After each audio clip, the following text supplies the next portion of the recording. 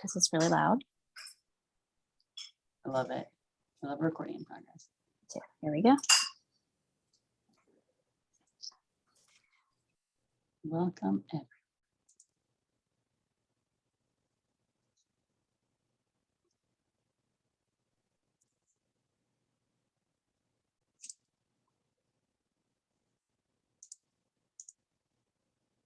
Welcome, everybody.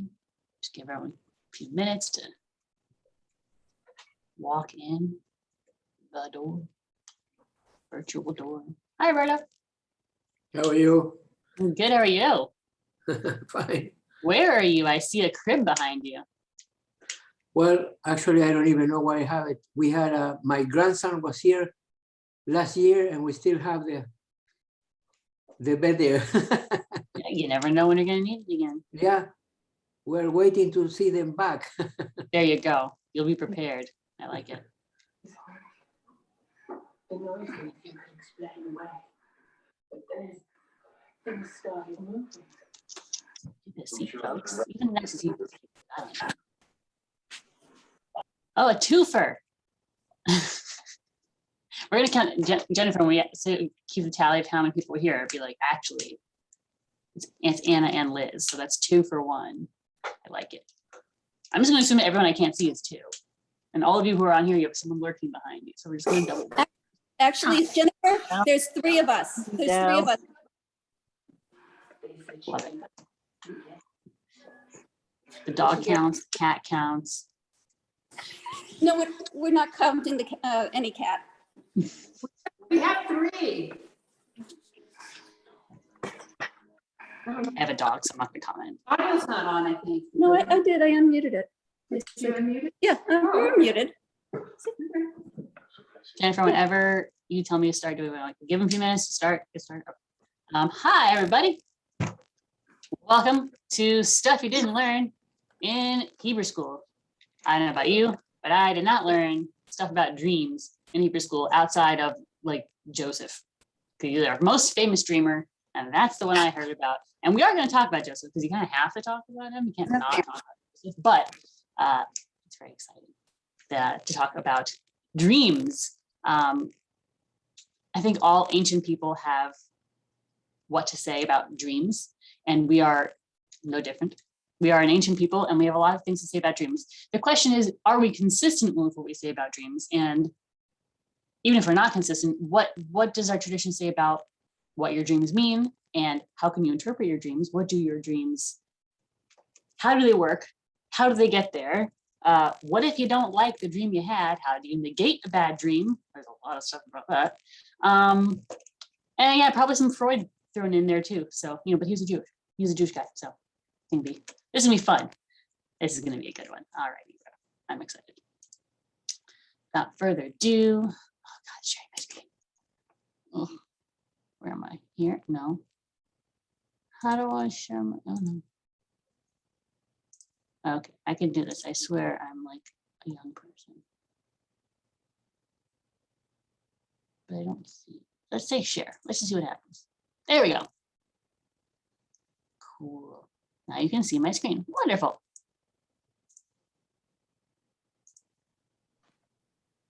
There. Oh, and it's so pretty. So purple. If you have any, I can't see everybody because you're all like shrunk down the cute little boxes down the bottom of my screen. So if you have a question or a comment or something, I'm not probably going to see your hand go up. So you might just have to unmute yourself and be like, Rabbi Fort, I had a dream about my toes. What happens then? Because that actually comes up later. So you'll have to interrupt. So let's get started. Dreams, 1/60th of prophecy, Jewish dream interpretation. As I promised, you cannot have a discussion about Jewish dream interpretation without bringing in the original Jewish dreamer, Joseph. He is a dreamer from a little boy, and it gets him in a lot of trouble because he's not very nice about how he communicates his dreams. But it also comes in quite handy later in life. Story I think a lot of people are familiar with, but a refresher is never bad because especially the language gets very particular. Do I do the thing where I call on people, or do I do the thing where I read? I'll read this one, and I'll make you guys read the weird stuff later on. In Genesis, Joseph is regrettably in jail. Well, not regrettably, it works out really well, but he's in jail for making his brothers really mad. And while he's there, he meets some other guys, particularly the cupbearer and the baker of Pharaoh. And we see in the text, both of them, the cupbearer and the baker of the king of Egypt, who were confined in the prison, dreamed in the same night, each his own dream, and each dream with its own meaning. When Joseph came to them in the morning, he saw that they were distraught. He asked Pharaoh's courtiers, these guys who were with him in custody in his master's house, just in case you were not clear from the earlier verses, saying, "Why do you appear downcast today?" And they said to him, "We had dreams and there is no one to interpret them." So Joseph said to them, "Surely God can interpret. Tell me your dreams." This is a big departure from earlier when he's a kid.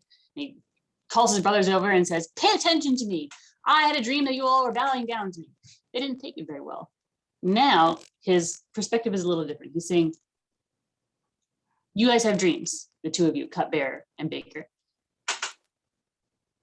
God can interpret your dreams." He's not saying he's doing anything. God will interpret them. So tell them to me. It's interesting to see what some of our commentators do with that. Now I can't see who this is. This is Ibn Ezra down here. Yeah.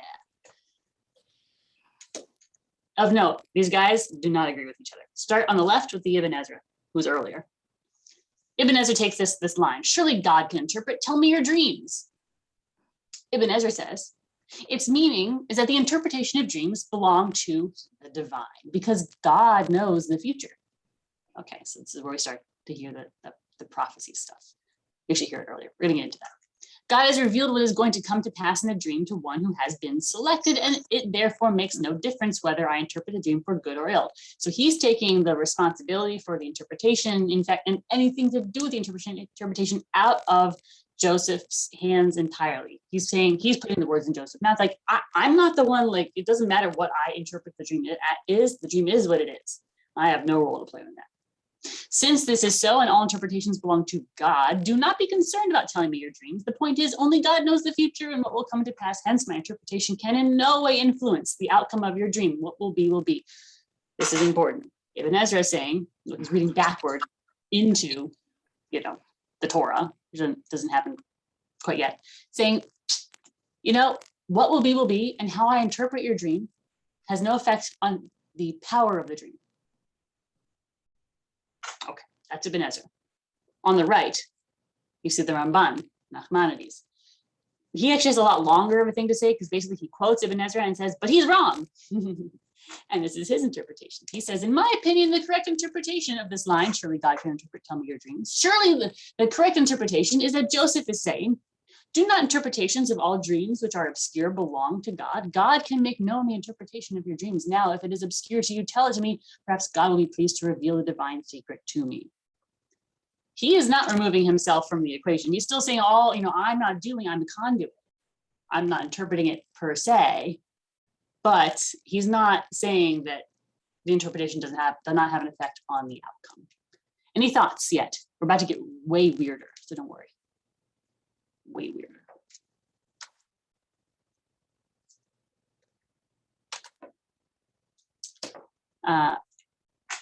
One last pit stop in the Torah. God is mad in this particular section. God is really mad. God is mad because Miriam has been talking smack about Moses, his wife, and generally just about Moses and his leadership. Miriam says, me and Aaron, we've been here since day one. We've been doing God's work. I'm a prophetess. We're like, how come Moses gets this special treatment? What's so great about Moses? She says. God is super mad. God comes down in a pillar of cloud, steps at the entrance, and just reading English, at the tent and calls out Aaron and Miriam, and they come running. To their credit, they don't hide. The two of them came forward, and God said, hear these my words. When a prophet of God arises among you, I make myself known to them in a vision. I speak with them in a dream. Not so with my servant Moses. He is trusted throughout my household. With him I speak mouth to mouth plainly and not in riddles, and he beholds the likeness of God. There's a lot of layers to this story, but the thing I think is important for us to take forward going into the Talmud in like a second is, how does God communicate with, generally speaking, people?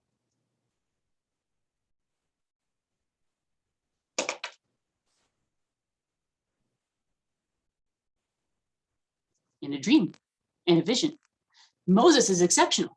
Moses, God talks to one-on-one. But dreams, the Torah is pointing out, dreams are a way that God communicates with people.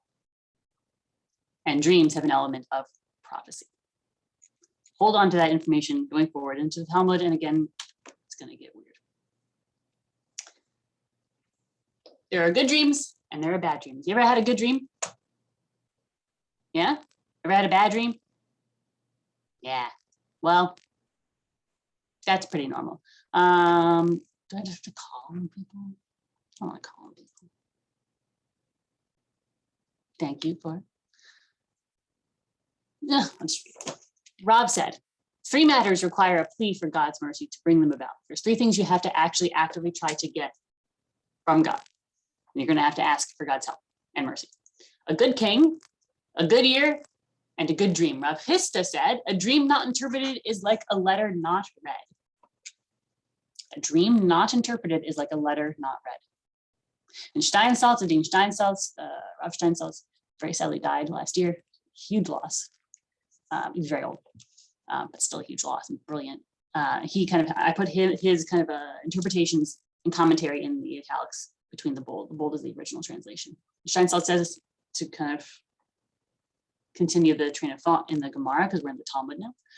As long as it's not interpreted, it cannot be fulfilled. The interpretation of a dream creates its meaning. The interpretation of a dream, Steinsaltz is interpreting the Gemara, saying this, the interpretation is what creates the meaning. And if you don't interpret a dream, if you don't try to figure out what your dream means, it will not come to fruition.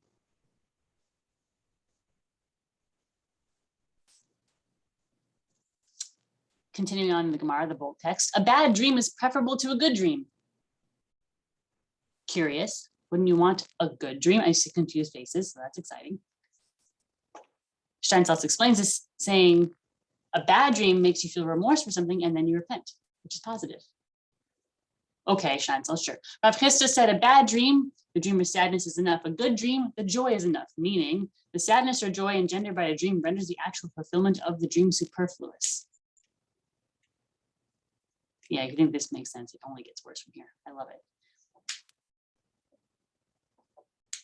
A dream does, you can have a dream, a bad dream, and you wake up and you go, oh God, that was terrible.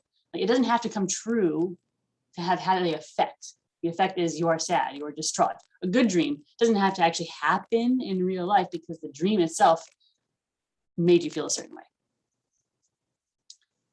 And Rav Chisda ends by saying, a bad dream is worse than lashes. So a bad dream is preferable to a good dream, but then also it's worse than lashes. Are we seeing consistency? No, you're not. This is a harbinger of things to come.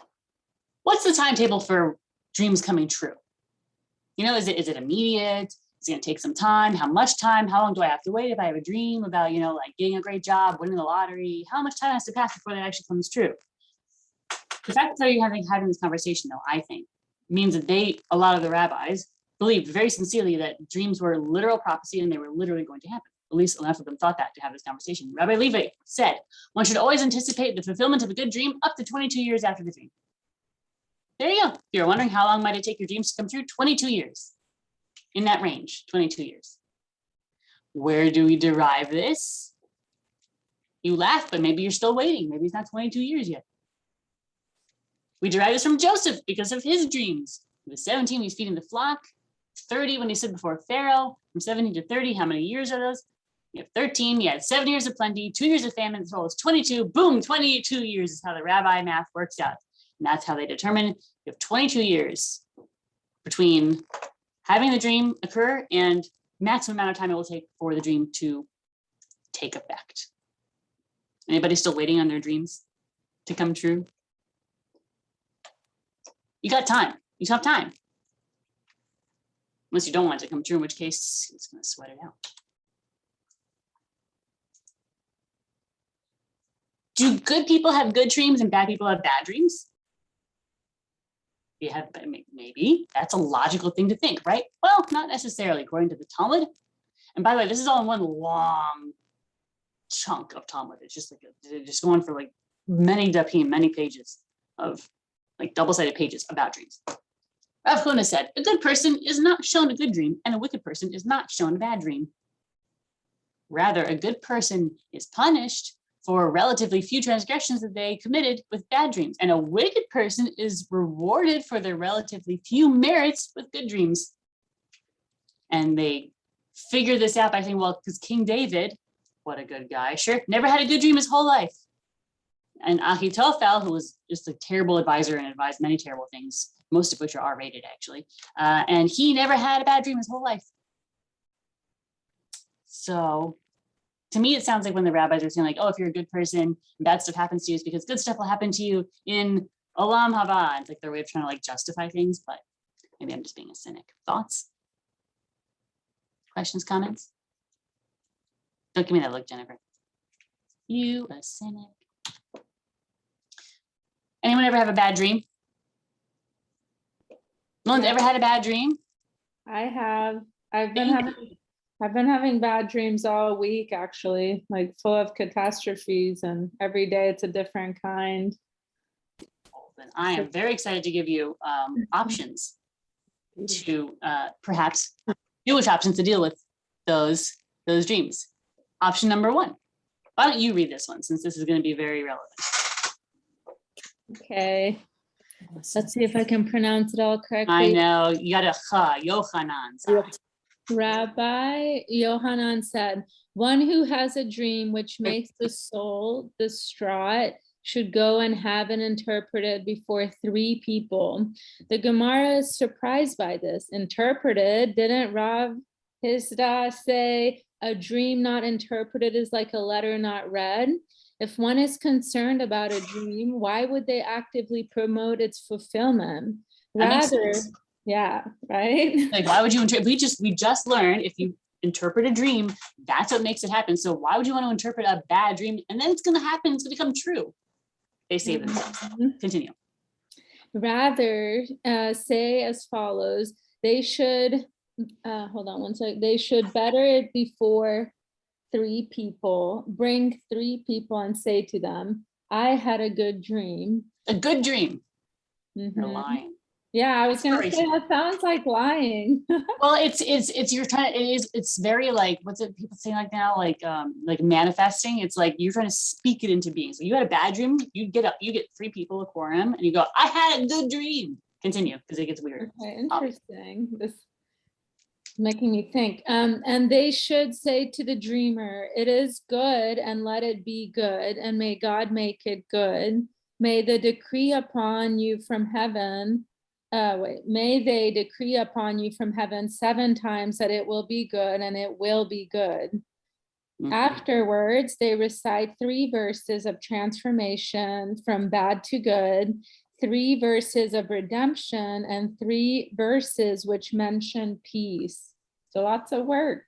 Sounds like. Well, I mean, if you're having bad dreams, you might have to put in a little bit of legwork. I'm gonna take a picture of the screen so I can strategize how I collect it. Do this one, and then like there's another one, and there's another one towards the end. It'll make sense to you. So there's bad dreams are a thing, and the rabbis already taught us, well, if you interpret a dream, it's going to make it happen. So why would you want to interpret it? And they're saying, well, we don't really mean interpret, we mean better it. So what does that mean? Well, you get 3 people. 3 is always a big magic number in Judaism. We have a couple magic numbers, 3 and 7, and they both come up here. And you take these 3 people, but again, just to meta it and to take it out of the realm of the magical. I love the realm of the magical, but to look at this and practically speaking, it's almost like they're saying, if you're having such anxiety and you're having such bad dreams, you can't sleep when you have bad dreams. Like whenever I have bad dreams, I don't dream anymore because I don't sleep long enough to dream, I think. But if you're having such bad dreams, you have such anxiety, the rabbis are basically saying like, get community, go find people, talk to people. And which is just such a Jewish response to like anxiety and stress and like having something going on. I think that's really just to like meta it from like back into the text and the weirdness. And you get 3 people and you say this kind of incantation. Someone who has a bad dream says, it is good. It is good. Let it be good in the future. And may God make it good, invoking God. And then may they decree upon you from heaven 7 times, magical number. Also completion, shlemut, shalom, wholeness. that it will be good, and it will be good. You hear the repetition, like good, good, good. This is very like classic Talmudic kind of, let's say incantation, not in a bad way, just is. And then the Gemara actually goes and says which these verses are. I didn't put it in here because length, but if you really want to know there, I can find it for you. And there's these 3 verses about talking about transformation from bad to good, because remember, we're trying to nullify a bad dream right now. 3 verses of redemption. Interesting they bring redemption as a concept to this whole conversation. And 3 verses which mention peace, because you certainly need some peace. So that's one option to get rid of your bad dreams. But what if you're like, it's a lot of work, you know? Like you mentioned, like it's a lot of work. Well, option number 2, and things are gonna get weirder. Why don't you read this one too? Because I feel like you need some options. Okay. Shmuel, when he would have a bad dream, would say, and the dreams speak falsely, from Zechariah 10:2. Yeah, it's whatever. He's quoting something from Zechariah. Yeah. When he would have a good dream, he would say, and do dreams speak falsely? Isn't it written, I speak with him in a dream? Rava raised a contradiction between these verses. On the one hand, it is written, I speak with him in a dream. And on the other hand, it is written, and the dream speaks falsely. Okay, sorry. So pause. So Shmuel has a bad dream, and all he has to do, he doesn't have to like get friends. He just says, the dreams are fake news, false dreams, not real.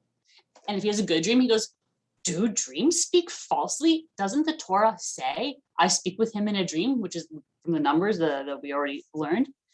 Rava, we get this part. Rava says, hold on. At the same time, you want to say, oh yeah, dreams are true and they are speaking the truth. And at the same time, you want to say, be able to say, oh yeah, but dreams are also just fake. Continue. The Gemara will resolve this contradiction in classic Talmudic fashion. I love it. This is not difficult because there are 2 types of dreams. Here, the verse, I speak with him in a dream, refers to dreams that come by means of an angel.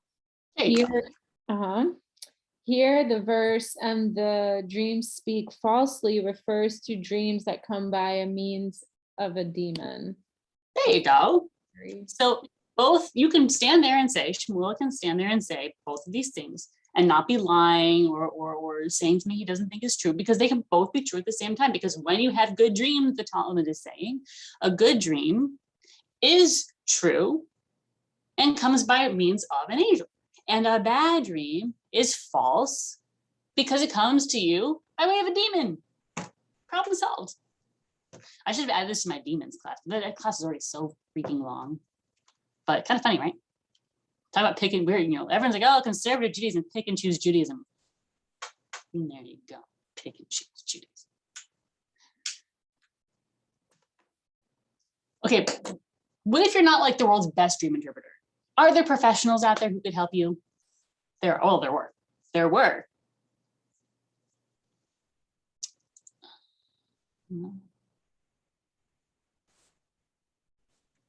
Anna, how about you read?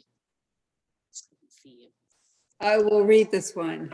Thank you. So Rabbi Bena said, there were 24 interpreters of dreams in Jerusalem. They're all very expensive. We'll get into that. One time I dreamed a dream and went to each of them to interpret it. What one interpreted for me, the other did not interpret for me. And nevertheless, all of the interpretations were realized in me to fulfill that which is stated. All dreams follow the mouth of the interpreter. Sweet. Thoughts? Yours or anyone else's? Well, there is this, when I was being trained, we often talked about how if you go to a Jungian, though, your dream becomes a Jungian dream. And if you go to a Freudian, the dream, all of a sudden you start dreaming Freudian dreams. So maybe there's a little bit of that. I mean, you're not wrong. You're not wrong. I think for me, it shows the dream itself is just a tool to a means to an end. And it's how you interpret the dream. It's how it speaks to you, because Liz, Anna, and I could each have the same dream, yet because our lives are very different, it means something very different to each one of us. Yet whatever it means to us is equally valid, even though it's going to be very different to each of us. I love it. So it's I don't think we always think of the Talmud as something that empowers individuals, because there is such an emphasis on the kind of communal will and power from all devolved down from the rabbis. But this is such an interesting kind of thing that they're doing here. They're saying, like, you've got one dream to be interpreted 24 different ways, and they're all realized, like they all happen. It's almost like you're saying kind of that you are empowered to interpret your own dreams, and there's a multiplicity of truths, and that is an extremely Jewish idea. It's so funny to see it thrown into dreams because it's on a personal level. We don't really see that so much. Let's see, is this a weird one? Oh, so you mentioned how being expensive, right? Anna, you're like, oh, it's expensive, right, to have all your dreams interpreted. You do get what you pay for. Why don't you read this one too? Because I find it very amusing. Okay, you get what you pay for. I really believe that, actually. Bar Hadaya was an interpreter of dreams. For one who gave him a fee, he would interpret favorably. And for one who did not give him a fee, he would interpret unfavorably. Not very nice. Not very nice. There was an incident in which both Abaye and Rava had an identical dream, and they asked Bar Hadaya to interpret it. Abaye gave him money, in other words, paid his fee, while Rava did not give him money. They said to him that the verse, "Your ox shall be slain before your eyes, and you shall not eat from it." Deuteronomy was read to us in our dream. To Rava, he said, "Your business will be lost, and you will derive no pleasure from eating because of the extreme sadness of your heart." To Abaye, he said, "Your business will profit, and you will be unable to eat due to the joy in your heart." Hey.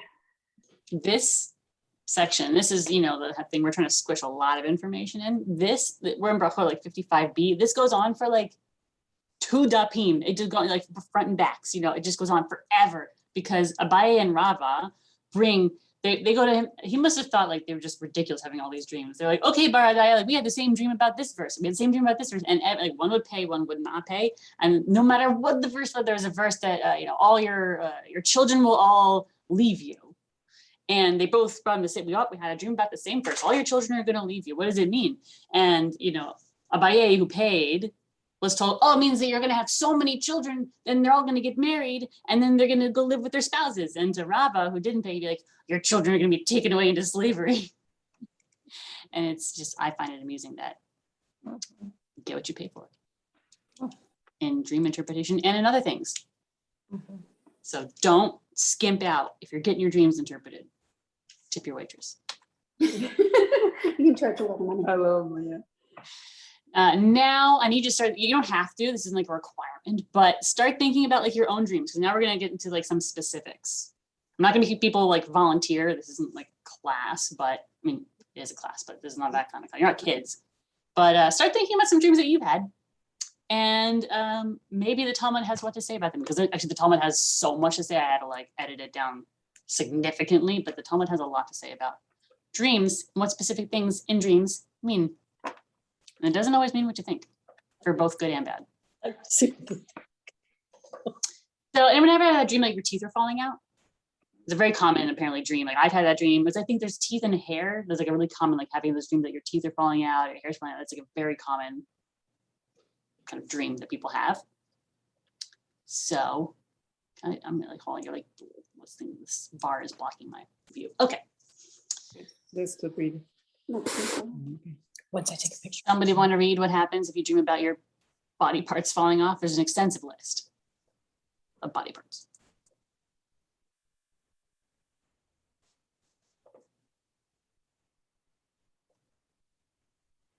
Okay, I'll read. You're gonna hear my Fran Drescher voice. Ben Dama, Rabbi Ishmael's nephew, said to him, I saw in a dream, my cheeks fell off. What does my dream mean? Rabbi Ishmael said to him, 2 Roman battalions spoke ill of you, and they died. Cheeks symbolize a mouth that speaks evil. Kind of like you say, my ears are burning, someone's talking about me. If your cheeks fall off in a dream, it means that someone was speaking evil about you and they died. So bad for them, neutral for you, I guess. Bar Kapara, says Rabbi Yehuda Nasi, I saw in a dream that my nose fell off. What's the meaning of my dream? Now we get into wordplay. The rabbis in the Talmud love wordplay. He said to him, this is an illusion that anger, haran af, off his nose, has been directed against you, has been removed from you. So you think dreaming about your nose falling off is bad. Actually, it means that you, someone had anger towards you and it's gone. Bar Kapara, same guy, said to him, I had a dream that my hands were cut off. And Rabbi Yehuda Nasi said to him, this dream means you will not require the labor of your hands as you will be very rich. So it's not a bad thing to dream about your hands falling off because you're going to be so wealthy you don't have to labor anymore. Bar Kapara, this guy has a lot of dreams, said to him, I had a dream that my 2 legs were cut off. And Yehuda Nasi says, you'll be riding a horse. So you don't need your legs. So you're going to have a horse and you'll ride it. At some point, he must say to him, you know, you've got to like cut out the caffeine and the spicy foods before bed because you're just having too many dreams. Bar Kapara says, I dreamt that they were saying to me, someone was saying to me, in the month of Adar, I will die and I will not see Nisan, which is the month that comes after Adar in the Jewish calendar. And Rabbi Yehuda Nasi, again, wordplay, says, it doesn't mean you will die in Adar, it means you will die adruta Adar, you'll die in glory. And you will not be brought, it's not that you're not going to be brought to the month of Nisan, you will not be brought to Nisayon, temptation. So it sounds like a bad thing to have a dream where someone says you're going to die in Adar and you won't live to see Nisan. But actually, Bar Kapara, Rabbi Nasi says to Bar Kapara, it actually means you're going to die in glory and you'll never be tempted by things. So just because a dream seems like it's bad, Rabbi Nasi says, face value. Don't take your dreams at face value. It's pretty much the big takeaway from all of this. So if you ever dream about your body parts falling off, don't worry. Doesn't mean they're actually going to fall off, at least according to how the rabbis would interpret your dream. I've had like the teeth falling out before, like a lot actually. I don't know what the meaning of that is. Who's the Jungian analyst on here? What does it mean if my teeth are falling out in my dreams? They're still here. I mean, you can realize. You know, I think it depends on what you associate to teeth. So what, you know, when you, in Jungian work, you ask the dreamer, because you have to create a lexicon from the dreamer's own psyche, because it's their associations that are, from which the meaning derive. So I would ask you, what do you relate to teeth? And we would do a whole exercise on your associations to teeth. And then we would look at what it was that you, what it is that you're losing symbolically. Wow, the Talmudists actually do. You're gonna like a lot later on when we get into this. This is interesting. Okay, hold on to that thought. Cool. Anyone have the dream they're naked in public? This is a common one. You're looking like, oh my gosh, I'm naked at the first day of school, you know, that kind of thing. Baruch Hope does bring us this. One who rips their clothing, just rips the clothing in a dream. It's a sign that they rip up their sentence, like a bad sentence against you. Like you did something bad, you're gonna be punished divinely. Don't worry, it's ripped up against you. One who stands naked in Babylonia, as just a note, this is all Bavli, this is Babylonian Talmud. So these rabbis live in Iraq. This is kind of the bastion of the Jewish knowledge and wisdom in ancient times was Iraq, Bavel. So they're writing from that point of view, critical to this passage. If you're standing naked in Babylonia in a dream, it's a sign that you are free of transgression, because if you live outside Israel, you know, you're supposed to live in Israel. We're all supposed to live in Israel. But, you know, honestly, the rabbis in Bavel in Iraq were very happy there, and they pretty much didn't want to go to Israel. So they decided that if you have a dream that you're naked in at home, Babylonia, that means that you're free of the transgression of living outside Israel. But the funny thing is they say if you dream that you're standing naked in Israel, it's a sign you're naked without your mitzvot. Which I don't know what the rabbis of the Yerushalmi, the Jerusalem Talmud or the Palestinian Talmud, I don't know what their rebuttal to this is, but I can't imagine that they agree. I would imagine they would think it was the opposite, but don't ask me, I didn't look up the Yerushalmi, sue me. But it is funny that that's their interpretation. Same thing, nudity, but depending on where you are, if you're where they live, it's fine. If you're somewhere else, very common dream, nudity. Also just, again, meta. It's so interesting how like so many of these dreams are, people dream this now. They dreamt it thousands of years ago and they dream it now. I find that interesting. Anyone ever dream about water? Wells or water of any sort? Rabbi Hanina said, one who sees a well in a dream sees peace. As it is said, and Isaac's servants dug in the valley and they found there a well of living water, and ultimately there was peace because of that. So if you dream of a well, you will see peace, which is good. Rabbi Natan says it's a symbol that one has found Torah, because a well also symbolizes Torah, because it says in the Torah, whoever finds me finds life. It doesn't say in the Torah, it says in Mishle, but split hairs. And the Torah is referred to as a well of living water. So a well is linked to Torah, as is also, you know, like the Torah is life and water is life, and they're just marrying all these kind of symbols and metaphors. I see chat. Oh, tsunami. Well, again, here's the thing though, like, you know, you can see that at the face value, oh my gosh, catastrophe. Something terrible is going to happen. But what is a tsunami? But lots and lots and lots of water. And lots of wind, which is ruach, which is spirit. So like I'm saying, you could interpret it. The rabbis thought you could basically interpret every dream positive and negative. Every dream. And it would be correct in either direction. So it could be, oh my God, we're all going to die in a tsunami. Unlikely in Houston. Well, hurricane, but not tsunami. Or was a tsunami except for lots and lots of water and lots of wind, lots and lots of life and lots of ruach, spirit. I'm just saying, you could go either way. I'm a little storm cloud personally, so like I probably would think it was bad, but you could interpret it positively. I guess like whether your interpretation is positive and negative, does that depend on how you experience the dream too? Like if you're experiencing mostly like feelings of anxiety or stress versus, you know, something like joy or whatever, I mean, wouldn't that impact how you interpret it or how it's interpreted? I mean, rabbis didn't really get into like how you felt during the dream. They really got into like what was the imagery and what were the actions. Like what did you see? What did you hear? Were people speaking to you? Who was in the dream?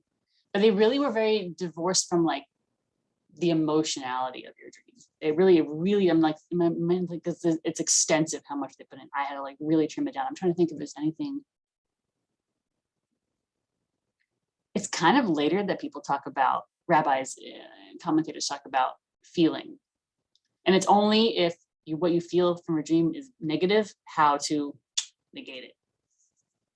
So interesting.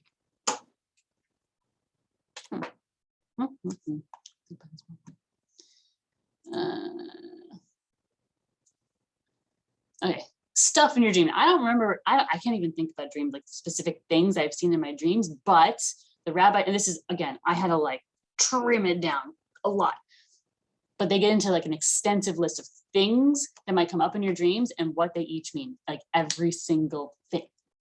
Rabbi Hanan said, there are 3 items that are seen in dreams that are indications of peace. That's a good thing. A river, a bird, and a pot. And the Gemara elaborates, it goes in basically like quotes, you know, like verse here, verse here, verse here, verse here, all these different verses that all indicate, oh, if you have a river, it means peace, a bird means peace. Anyway, I took it out because I'm assuming you're going to believe the Talmud when it says that this is what they think. Doesn't mean it's true, but you trust me, they had proof text. Rabbi Hanina said, hold on, okay, an exception. We learned that a pot in a dream is a sign of peace with regard to a pot that does not have meat in it. A pot that has meat in it symbolizes calamity, as it is stated from Micha. Yea, they chop them into pieces as that which is in the pot and its flesh within the cauldron. So if you ever have a dream about matzo ball soup, it better be like that kind that's like parv, that little chicken bits in it. Because if there's meat in that pot, not such a good thing. But if it's like, you know, like the parv stuff, good to go. Chicken noodle soup with no chicken in it. That's the one you want to have a dream about. No chicken in your soup. I mean, which makes sense for, you know, kashrut, you're not supposed to eat anything that eats other animals. So it makes sense that if you're having a dream about pots, anything with an animal, something that had its life taken, would be not seen positively. Thoughts? I don't like bulldoze people, but I'm not going to force you to talk. It's not school. Anna said that I should say that that's why people should be vegetarians. Not everyone's perfect, Liz. Was it being vegetarian? You never dream about eating meat? No, no. Oh, gosh, no. That would be a nightmare. Nightmare. Ah, there you go. 2 seconds too late on that one. Yeah, that would be a nightmare. Ha ha ha ha. The rabbis didn't have a different word for nightmare. It was just good dream, bad dream. Okay, so those are the obvious ones, but there's a lot. I mean, and again, I had to really trim this down. It was ridiculous, like very long.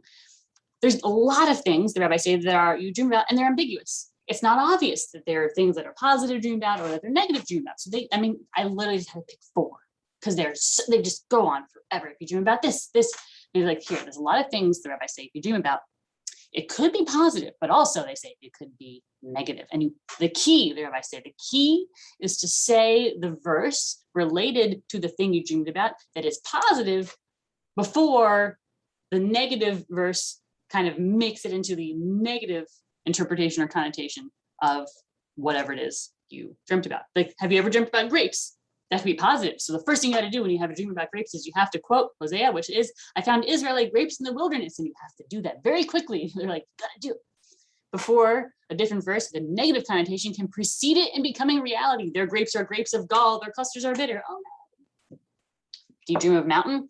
You actually have to get up early, makes it hard on you, and say, how beautiful upon the mountains are the feet of the messenger of good tidings. He announces peace, the harbinger of good tidings, announces salvation, Isaiah. Otherwise, Jeremiah, for the mountains will I take up a weeping and wailing. Oh man, that sounds really bad. Did you ever dream about a dog? Yeah, I have dreamed about my dog before. Not this current dog, this is a jerk on my childhood dog. My parents are somewhere around listening. I got what I'm talking about. If you dream about a dog, that's not terrible, as long as you say first the line, but against any of the children of Israel shall not a dog wet his tongue. Otherwise, yea, the dogs are greedy, or kick into effect. Lions could be positive. The lion has roared, who will not fear? The Lord God has spoken, who can but prophecy? Amos. But you got to say it real quick. Otherwise, it's going to be a lion has gone up from his thicket and a destroyer of nations is set out, gone forth from his place. Again, I'm saying part of it because I find it very amusing, but also the rabbi's saying, and this is where we get the idea from them, that dreams can go either way. There can be a positive take on dreams and a negative take on dreams. And it's about how you interpret it. And it's about what you do with that information. Because what they're saying is like the ball's in your court. It isn't, oh, it's predetermined. It already decided. Your dream is an indication to you what the future is going to be. Yes, in the sense that it's like, this is your warning. Like something good can come out of this, something bad can come out of this. And what happens next is on you. I see it as a vote for free will. But that could just be me, I don't know. Agreement, disagreement? Okay, we're gonna keep going.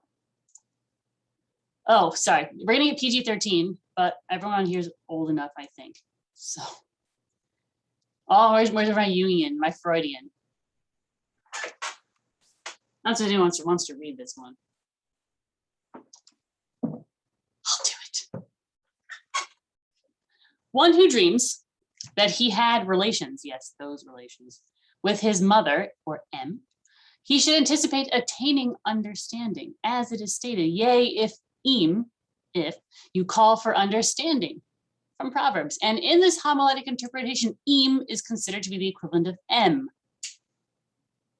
So if you dream about having relations with your mom, what it really means, according to the rabbis, is you are going to come into understanding. It's a tenuous connection, but it's the one they made, which I find fascinating. And they go on. One who sees that he has had, see when they say sees, like this is all in the context of dreams. One who has a dream that they had relations with a betrothed young woman, which is not allowed in ancient times, or pretty much now, but like was really not allowed back then. In a dream, you saw you had relations with a betrothed young woman in a dream. You should anticipate Torah, because Moses commanded us Torah, and inheritance, morashah, of the congregation of Jacob. So you don't read it as morashah, but me orasa, or betrothed. Oh, okay, rabbis of the Talmud. One who dreams that he had relations with his sister. should anticipate wisdom, as it is stated. Say unto wisdom, you are my sister. Cool. One who dreams that he had relations with a married woman, not allowed. Big no-no. I mean, now, and especially in ancient times. If one dreamt that they had relations with a married woman, they are assured that they have a place in Olam Haba, the world to come. How, rabbis of the Talmud, is that possible? He receives his place as well as that of another person in Gan Eden, the Garden of Eden, as a married woman represents a portion belonging to someone else. So in the same way that a married woman belongs to somebody else, the rabbis say, if you dream about having relations with a married woman, it really means you're going to have something else that everybody or other people have a portion of, like Gan Eden.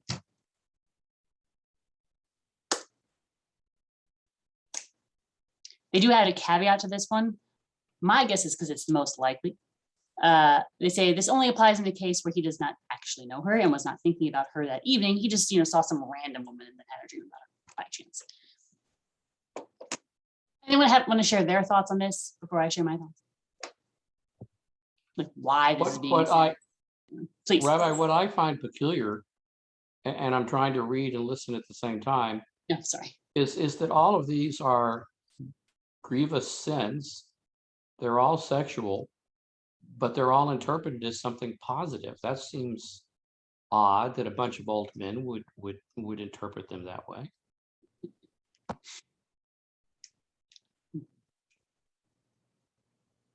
They are all, they're all gradations of just really, really bad things. The Torah is very clear in prohibiting you from having sex with any of the people on this list. You can't have sex with your mom or your sister or a woman who is engaged or a married woman. It's not allowed, like, period, end of story. That's true.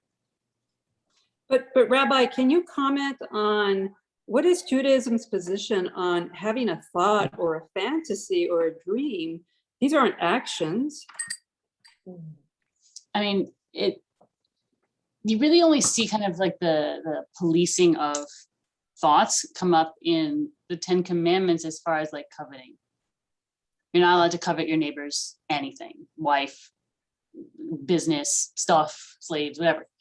And that's like the one time, and it's really weird because for the most part, the Torah stays out of trying to regulate people's feelings and thoughts. I think because we recognize that you can't. And to me, when you see this particular section of the Talmud, it's very, it really does kind of come out of nowhere. That everything they're talking about in like 55 to 67, both directions, is dreams. But this is just suddenly is like, and if you have a dream about having sex with your mom, you're like, ah. I see it as the Torah, and they immediately, like Dana pointed out, like they're saying all these grievous sins are not indications of you doing something bad at all. What I see the Torah doing here, the Talmud, the rabbis in the Talmud, 2,000, 1,500 years ago, saying, you know what, people might have all sorts of weird dreams and we don't control our dreams. And what does it mean? Does it mean the face value, like, oh, this is literal, this is literally going to happen, it's literally what the future holds? Or does it mean something else? I think it's interesting that the thing that every one of these they mean are something fantastic. It means Torah. It means you're going to have wisdom. You're going to go to Olam Haba. You're like really, really good things, almost as if to say, hey, it's normal to have thoughts that you can't control, and you might think things that you have no actual intention of fulfilling or seeing through. You wouldn't want to have happen, but you can't control that. And like, not even just don't worry about it, but like, hey, like you're still a good person, because these things only happen to good people, right? So you're still a good person even if you have these PG-13 and up dreams. But that's my interpretation.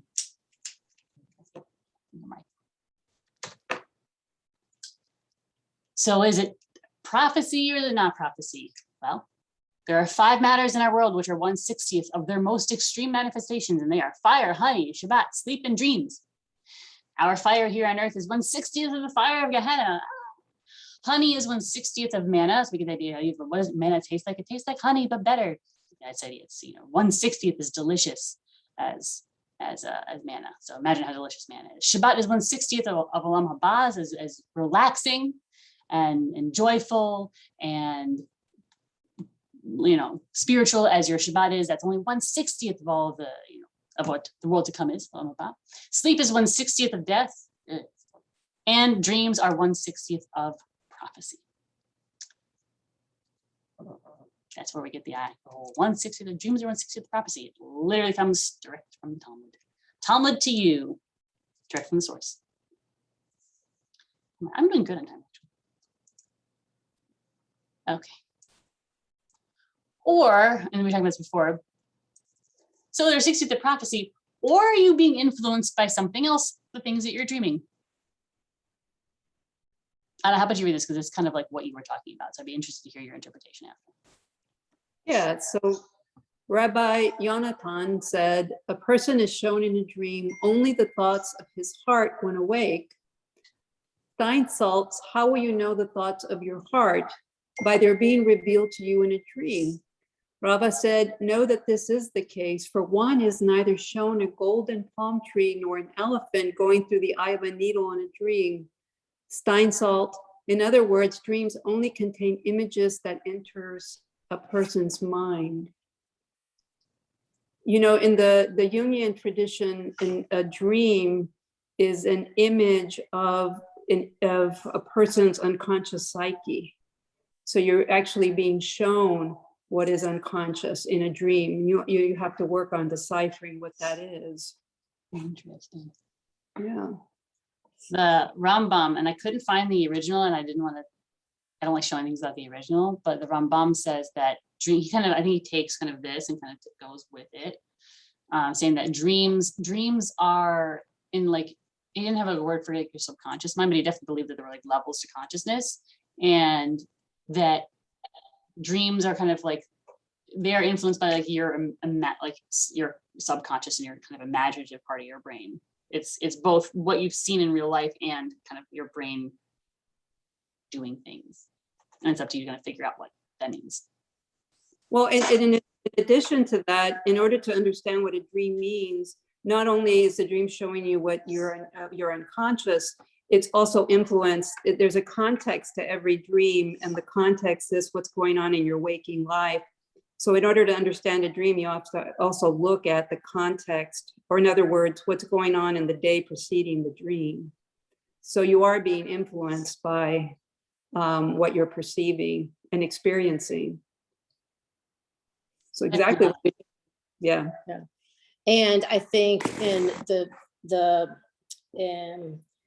I don't know, a couple of slides before, I think the rabbis, in terms of the inappropriate sexual dreams, I think the rabbis really just did not want to deal with that. And honestly, I so disagree with the rabbis, because that could have been an interesting teaching opportunity, but they weren't looking at it, as we were discussing, emotionally. They were just looking at it intellectually. Like, I think they didn't want to deal with it, that it really, if you agree that your dreams are influenced by your subconscious and by whatever, your daydreams are, and whatever, and what's going on in your life, I think it's, I'm really upset that the rabbis interpreted those dreams the way they did, because it just feels wrong. It almost feels ritually impure to have done that, from my opinion. I like hearing people's opinions. It's better than just talking to, it feels like you just, nobody. So, thank you. Anyone else? No? We're towards the end. Okay, so what if you had a dream and you don't want to have to deal with it, and it's not good? We are now fast forwarding to the Shulchan Aruch. So now we are mid 16th century, dream fasting. We know this is a thing because they had rules about it. Rectifying a dream and fasting about it when one has a dream and is anxious about it. Here we start getting into feeling. It took them a little while, like 1,000 years, but they finally started talking about how you're feeling. You can rectify the dream in front of 3 people. So we see that thread carry over. And the dreamer says to them, I had a good dream. And they say to them, oh, it was a good dream and it will be well.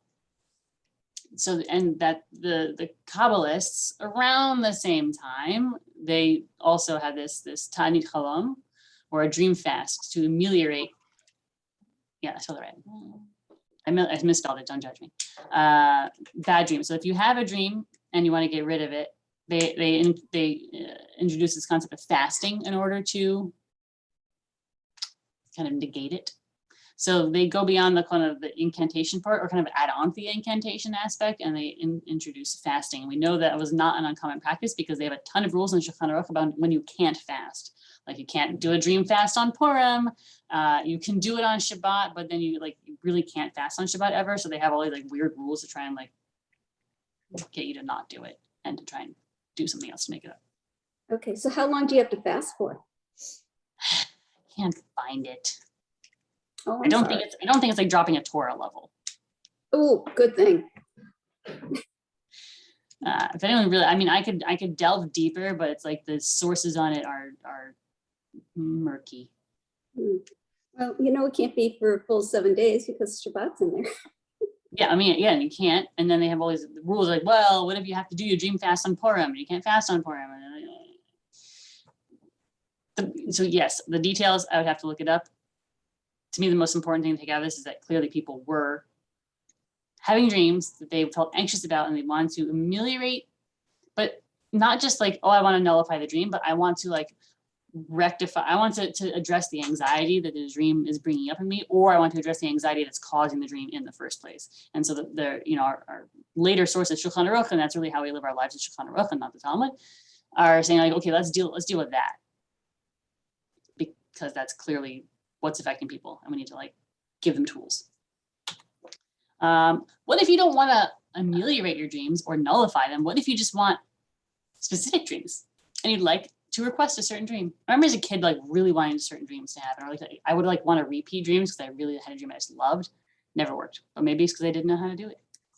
So you could do a Shelat Chalam, a dream request or a dream question. Often people would want to have certain dreams because they would want answers to certain questions, especially if you're like, you want to talk to someone who's dead, you're just looking for answers for something, either from a person or just kind of in general, they have a certain question. So we knew this was a thing. We see it pop up probably earliest with the Chai Gaon, so like relatively recent 10th century CE. And it was a combination of things you had to do in order to, this is definitely Kabbalistic, in order to kind of do the Shelat Chalam. There was a period of fasting, a period of purification, meditation on these specific 3 verses in Exodus, 14, 19, 20, and 21. Why those? Because you ever hear the whole, like there's 72 names for God? 72.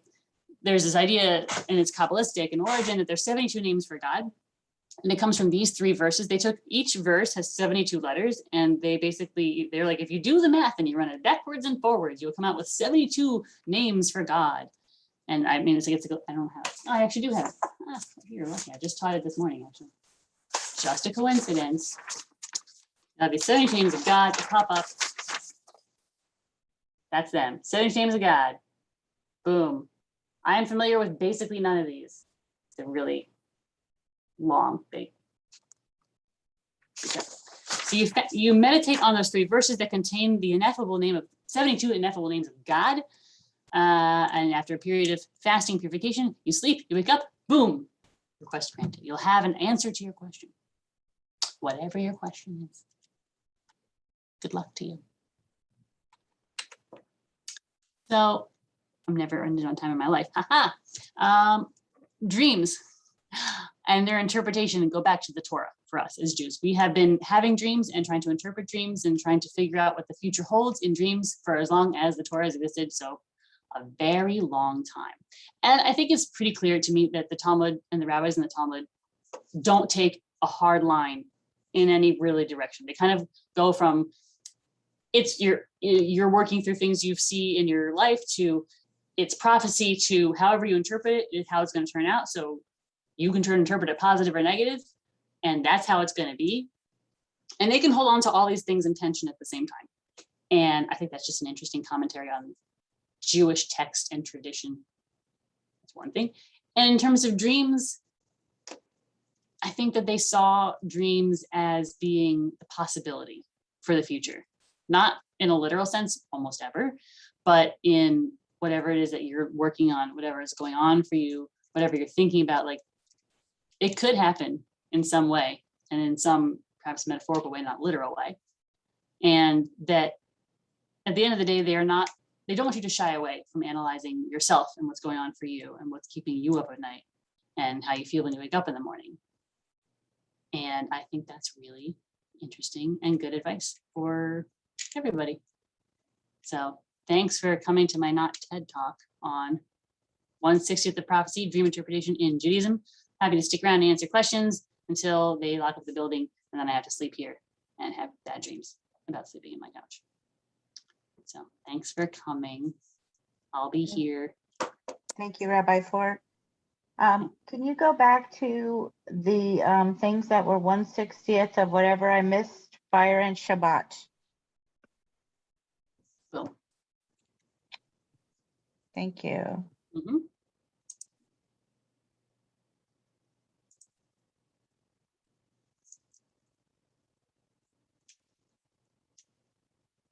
What's Gehenna? Matter of debate. Okay. People like to translate it as hell, but most of those people are not Jewish. 'Cause we don't have hell. And if we did, it would make us fit in a lot more with a lot of the world, but we just don't have a hell. But if we had anything hell-like, it would be Gehenna. But it's not hell. We don't have hell. Thank you. Questions, comments? Good night. Good night to everyone in the chat. You're welcome. Thanks for coming. Excellent presentation, Rabbi. Thank you very much. Thanks for coming. Rabbi, is the assumption that all of the dreams are about something that will happen in the future? Because it strikes me that at least the dreams that I remember tend to be not future dreams as such, but most of the dreams that they're talking about are things that will happen in the future.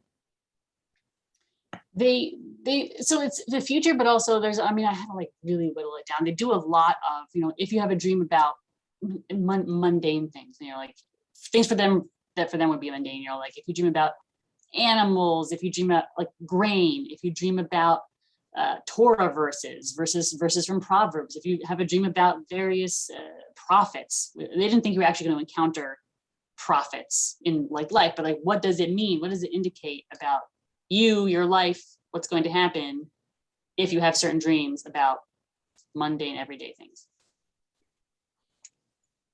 Good question. Thanks, everybody. Thank you. Thank you to the triplets over at Bye. and all your really cool interpretations and perspectives. Yeah. We look forward to your next class, Rabbi. Oh yeah, I forgot. I didn't even say the next one's gonna be sex work. I didn't advertise it. Dang it. What's the What is- topic? Sex work, sex workers, and sex work in Oh. text, Jewish text. Oh, yeah, we had that. Because it's February, so seems Yeah. about. Yeah, that was our. we Liz had the- gave a debar on that a couple of months ago. It was excellent. Who? Me. Liz, Oh, we should talk. Yeah, well, we did talk about it during Kiddush. Yeah, But but I'll- yeah, I'm right. we can talk. Yeah. nice I'll to see tell you, Peter. It's been a while. Hi, Daniel. Everyone's like hanging out after class. I love it. Hi, Peter. Hi, Anna. Hi, Peter. miss you and Phyllis. Yeah. You too, Deborah. All right. Good night, everyone. Good night. I'll see y'all in February, if not All right. sooner. Bye.